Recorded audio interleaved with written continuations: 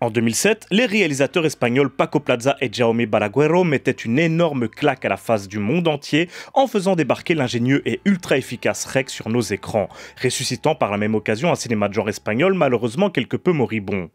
Et après avoir raflé le prix du jury, du jeune public et celui du public à Gérardmer en 2008, Paco Plaza était de retour au festival cette année, 14 ans plus tard, avec son nouveau film d'horreur. Alors, évidemment, le bonhomme n'était pas resté inactif tout ce temps, mais depuis la saga REC, le cinéma d'horreur espagnol s'est peut-être un petit peu rendormi, réveillé de temps en temps par quasiment toujours la même clique de vieux roublards. Et si Plaza en fait bien sûr clairement partie, il revenait cette fois solidement armé d'un long métrage surprenant, destiné à marquer l'audience exigeante du Grand Lac. Et il en repartira avec le prix du jury à égalité avec Samhain, ce qui, certes, n'est pas le succès implacable de REC, mais reste une très belle réussite. Puis, j'y étais moi-même, à cette première française, et j'ai pu y rencontrer le grand monsieur, un cinéaste que j'apprécie d'ailleurs tout particulièrement. Et maintenant qu'une partie d'entre vous a pu découvrir le film en question dans les salles obscures, il est temps que je revienne dessus, ainsi que sur cette rencontre hors du commun, avec d'authentiques bouts d'interview dedans. Bonsoir, amis de l'horreur, et bienvenue dans cette nouvelle critique glauque consacrée à la Abuela de Paco Plaza.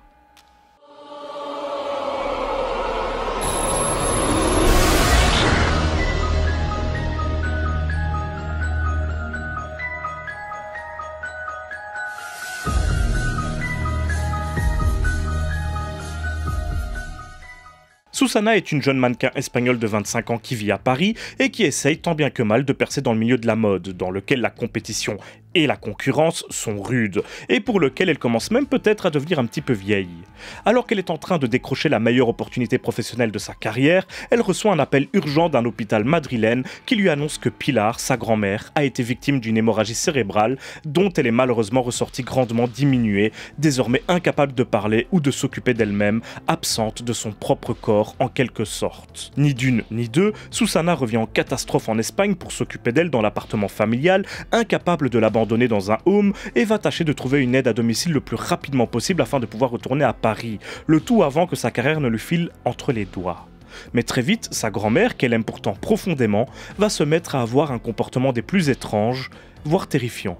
Avec ce synopsis plutôt consistant, vous aurez déjà une bonne idée de ce dont parle le film, si vous ne l'avez pas encore vu. Et oui, encore un film d'horreur avec des personnes âgées pour antagonistes, et j'en connais plus d'un que ce concept pour le moins basique effraie plutôt pas mal. Mais comme vous le verrez dans la vidéo, c'est peut-être ici un petit peu plus subtil que dans la majorité des longs métrages du genre. Et surtout, la mise en scène de Plaza est plus maîtrisée et encore une fois plus subtile que dans la plupart des productions de ce type. Nous sommes a priori dans un film d'épouvante classique. Notre héroïne se retrouve dans le même appartement que sa grand-mère, qui ne la reconnaît plus, semble juste absente.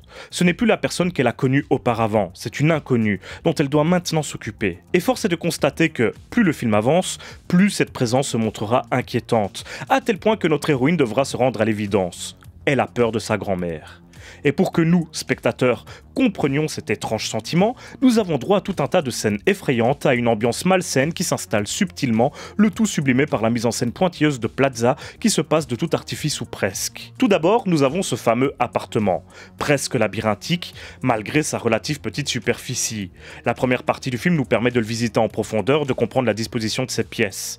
Et à partir du moment où tout cela est bien capté par le spectateur, Plaza peut commencer ses jeux de maison hantée, si je puis dire, avec une Pilar qui apparaît ou disparaît, se retrouve d'un plan à l'autre bout de l'appartement sans que Susana ne puisse se l'expliquer, le tout toujours aidé par des mouvements de caméra audacieux qui profitent justement de l'architecture particulière de l'appartement et de l'agencement de ses pièces, de ses couloirs.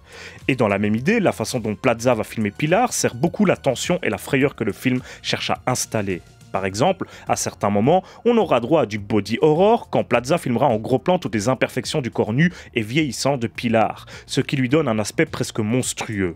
À d'autres moments, elle sera plutôt filmée comme un fantôme, une apparition qui se tient immobile au bout d'un couloir dans le coin d'une pièce, qui observe sa petite fille dormir la nuit, etc. Plaza va donc passer une grande partie du film à rendre Pilar de plus en plus effrayante, jusqu'à ce qu'à terme, un simple sourire de sa part devienne particulièrement glaçant. Bien sûr, cette sensation de malaise est sublimée par le jeu de la brésilienne Vera Valdez, une comédienne et actrice de 85 ans qui a une carrière et une vie complètement folle, qui a joué pour d'immenses réalisateurs, a posé pour Chanel ou encore Dior, qui a été emprisonnée et torturée par la dictature militaire au Brésil, et j'en passe. Elle a accepté ce rôle étrange qui pourtant aurait pu être perçu comme humiliant finalement.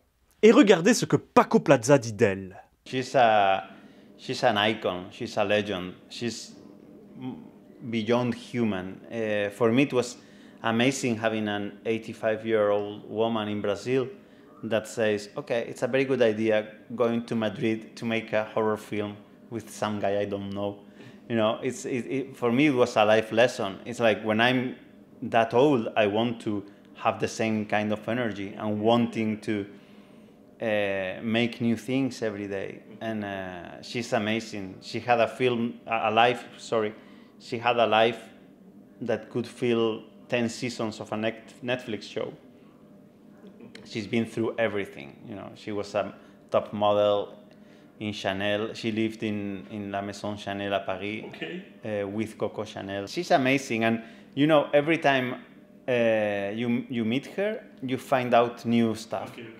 She's a box of surprises. Enfin bon, pour revenir à la façon qu'a le film de créer de la tension, ce qui est le plus remarquable, c'est à quel point il évite de tomber dans les poncifs du genre, de céder aux facilités du train fantôme type Blumhouse, à base de jumpscares putassiers, de musique stridente et grinçante à la Inside Youth. Non. Ici, outre le malaise palpable, Paco Plaza fait subtilement monter la pression au fur et à mesure de tout le long du métrage, pas juste durant l'acte final. Et donc, celui-ci n'est que le résultat d'une tension mise en place dès les premières minutes du film. Et si, au début de bon nombre de scènes angoissantes, on sent venir de potentiels jumpscares pour venir les clôturer, comme les films d'épouvante classiques qui sortent ces dernières années, ces fameux jumpscares finissent souvent par ne jamais venir. Et Plaza décide donc de prolonger le suspense ou d'enchaîner sur une autre situation, une autre image prompte à déranger son spectateur. La virtuosité de ces mouvements de caméra est encore une fois à prendre en compte, de même que l'utilisation remarquable de ses décors, sans oublier la présence troublante de Vera Valdez. Mais si le film est plutôt efficace au niveau de sa tension, voire de sa mise en scène, comme nous continuerons à le voir ensemble durant cette vidéo, certains ont pointé du doigt un scénario un petit peu prévisible, voire même peu développé. Et pour être honnête, c'est un peu vrai. Mais ce n'est pas grave du tout. Simplement, la Abuela se concentre sur d'autres domaines et son intrigue principale est limite accessoire. Il est vrai que les événements se voient venir d'assez loin, mais en soi, c'est également dû à l'excellente mise en scène de Plaza. Il nous passe les éternelles scènes d'exposition et aucun personnage ne viendra nous expliquer ce que Pilar trame ou quel sombre piège attend notre pauvre Susana. Nous allons le comprendre naturellement grâce à quelques flashbacks à la fois explicites et pourtant assez flous pour maintenir notre intérêt, et les nombreux indices que le réalisateur nous propose à travers ses mouvements de caméra qui se concentrent sur certains détails dans le décor ou les expressions de nos protagonistes, ainsi qu'avec les péripéties que traversera Susana, bien entendu. Et même si la trame principale est, encore une fois, très prévisible, je le concède, le film fourmille de petites subtilités qui, elles, viendront plutôt récompenser le spectateur attentif et viendront étoffer quelque peu l'intrigue. Et donc, l'émotion que le film délivrera, ainsi que toute sa tension, ne viendront donc pas forcément de son intrigue, mais plutôt de la façon dont les événements nous seront proposés, ainsi que des mésaventures de Susana, bien aidées par le jeu impeccable de Almudena Amor. Comme pour bon nombre de longs métrages, la Abuela décide de ne pas se concentrer sur une intrigue complexe et raconte très bien la sienne. Mais très clairement, la richesse du film se situe plutôt dans sa mise en scène, dont j'ai déjà parlé, dans sa photographie fantastique, mais également dans son sous-texte et sa façon de traiter son thème principal. Yeah, the first time I talked to Enrique, to my producer, I told him I want to make a horror film about a demonic possession in which the demon is aging, is getting old. That's the demon, because I think in society we have somehow demonized the fact of aging, of getting old. And I think that's something that is scary for all of us. So I think the film has something that touches you, because you watch your parents get old, you watch your grandparents die, you watch yourself in the mirror getting with more white hair, with wrinkles, and it's like, okay, this is a symptom of that we are heading towards death. And in our culture, and it's not the same in Mexico, for instance, because my first impulse was to shoot this film in Mexico. Okay. But my Mexican friends told me the approach here is very different to aging and to dying. You know, there's a much healthier relationship with death in Mexico than in Europe, and that's why I couldn't make it there, because I think in our Western society we are really, really scared of old people and getting old. It's something that is a punishment. Vous l'aurez certainement compris, mais tous les enjeux de la Abuela tournent autour de la question du temps, du fait de prendre de l'âge et de tout ce que cela implique. Une fois que l'on a ça en tête, tous les éléments proposés par le film prennent plus de sens. Déjà, la vieillesse de Pilar elle-même, très premier degré, avec les déboires qu'elle connaît et qui seraient liés à son âge avancé. Mais même la vie de Susana est régie par son rapport au temps, elle qui a fait de sa beauté son métier et qui voit avec le défilement des années les chances de percer s'amenuiser, d'autant que la concurrence avec de plus jeunes femmes se fait de plus en plus rude et que même sa manager, autrefois si prévenante et proche d'elle, commence à se faire distante au fur et à mesure que le temps passe. Yeah, it's nice that for both characters in the film, their body is a prison, and getting old is like it's something nobody wants. The first jump scare, if you call it, in the film is that she finds a white hair in her head. And it's like, oh wow, this is like you have a demon in your hair, you have to get rid of it. And I think that's something that speaks about our society, of how we perceive old people. Mais mieux encore, si l'on prend tous ces éléments, on peut percevoir une sous-intrigue plus subtile et comprendre que ce scénario pourrait être pris comme une allégorie. Finalement, Pilar pourrait représenter le fait de prendre de l'âge, la future vieillesse de Susana. Alors qu'elle était sur le point de percer dans le milieu de la mode, elle se fait surclasser par de plus jeunes mannequins, à cause de son âge, symbolisé par sa vieille grand-mère, dont elle doit aller s'occuper dans l'appartement familial. La peur qu'elle ressent pendant la moitié du film de sa propre grand-mère serait donc en fait sa propre peur de mourir, et de voir son corps se transformer et son physique s'effriter. Tout le délire autour des portraits pourrait bien aussi correspondre à cette lecture. Pendant tout le film, on se concentre sur un tableau représentant Pilar jeune, et on comprend bien que dans l'intrigue premier degré, si j'ose dire, elle souhaiterait retrouver cette jeunesse et ce physique qu'elle avait autrefois. À la fin du film, le portrait est remplacé par celui de Susana, jeune, et on comprend donc que Pilar a réussi son coup et qu'elle lui a probablement dérobé son corps. Seulement, cela peut aussi vouloir dire tout simplement que cette fois, c'est Susana qui est devenue vieille et qui regrette, comme sa grand-mère avant elle, sa jeunesse et sa beauté perdue. Dans la même idée, et de façon encore plus claire, nous avons ces plans durant lesquels Susana est confrontée à sa propre image, notamment avec les publicités pour lesquelles elle a posé. Nous avons au départ sa fierté, son contentement lorsqu'elle se retrouve face à elle, puis plus loin, dans le film, elle est abattue, consciente que cette image et le sommet qu'elle représentait sont désormais bien lointains. Enfin, de façon beaucoup plus cynique, on pourrait aussi considérer que Susana est contrainte de sacrifier sa carrière pour s'occuper de sa grand-mère vieillissante. Et du coup, ce serait une représentation de la façon dont la société perçoit les personnes âgées, comme des poids inutiles dont on doit se débarrasser, sous peine de voir notre propre vie nous passer sous le nez. Susana revient en Espagne alors qu'elle vivait à Paris, voit la meilleure opportunité de sa carrière lui passer sous le nez, à tel point que, à la fin, elle cherche à se débarrasser de Pilar par tous les moyens, en engageant une aide à domicile pour elle, puis en la mettant dans un home, et enfin, en essayant de la tuer, tout simplement.